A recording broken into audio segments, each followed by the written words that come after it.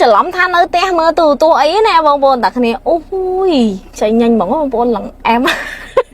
បងប្អូនអស់នេះតិចជួបមើលតិចអត់បើកបោចាបងប្អូនមកគ្រឿងនេះប៉ុន្តែខាងក្នុងលេងអស់ស្ទះតែម្ដងបងប្អូនតាគ្នាណែនេះកាមេរ៉ាចាកាមេរ៉ា record មានហើយស្រេចទេបងប្អូនតាគ្នាណាចាអូខ្ញុំនិយាយមែនប៉ុន្តែខាងក្នុងនិយាយថាមើលតាមមួយផ្លែទេបងប្អូនតាគ្នាឡើង smooth សាហាវតែម្ដងណាបងប្អូនតាគ្នាណែចាមានតាំងពីស្រោមចកោតហើយសាច់បងប្អូនតាគ្នាសំបីតែលើតាប់លោបងប្អូនតាគ្នាតែចកោតតិចក៏អត់មានដែរបងប្អូនតាគ្នាណាចាខ្ញុំកំពុងតែឆ្ងល់បងប្អូនថាម្ចាស់ឡាននេះគាត់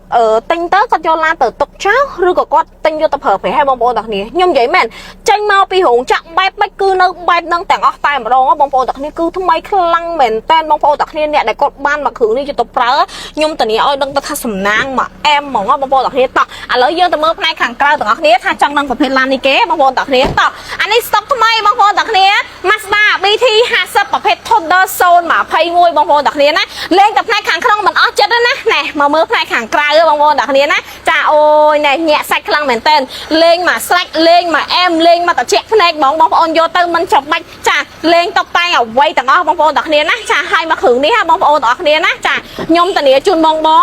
ឡានអត់ប៉ះអត់បុកអត់កាត់តអត់ស្ងោបដោពណ៌ទេចាឲ្យមកគ្រឿងនេះចេញពីរោងចក្របែបម៉េចគឺសឹងតែថានៅទាំងអស់តែម្ដងបងប្អូនតាគ្នាណាខ្ញុំនិយាយមែនណែ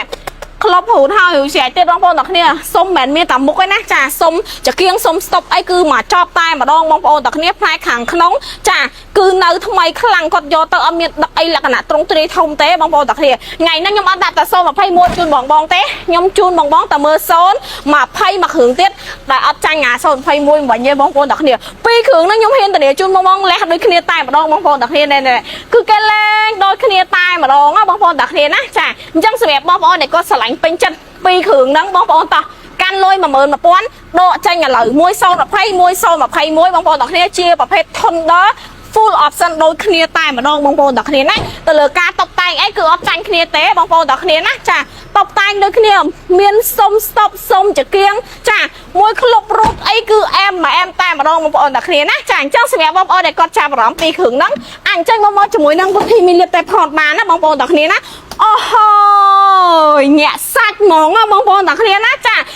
ចាប់អារម្មណ៍មកដល់ជាមួយវិធីមីលៀបទេផនកាន់លុយ 11000 ជាប់មកមួយឯកសារ2ស្លឹកតាញ់បានធ្វើគ្រួសារមានប្រភេទ pick up ផ្សេងដូចតាកាម៉ាប្រភេទ Ford អីផ្សេងបងចង់ធ្វើការវាយដូរសេរីក៏បានដែរបងប្អូនទាំងគ្នាណាចាចាប់អារម្មណ៍លក្ខខណ្ឌដែលល្អឡានដែលមានគុណភាព complete វិធីមីលៀបទេផនទាំងអស់គ្នាអរគុណ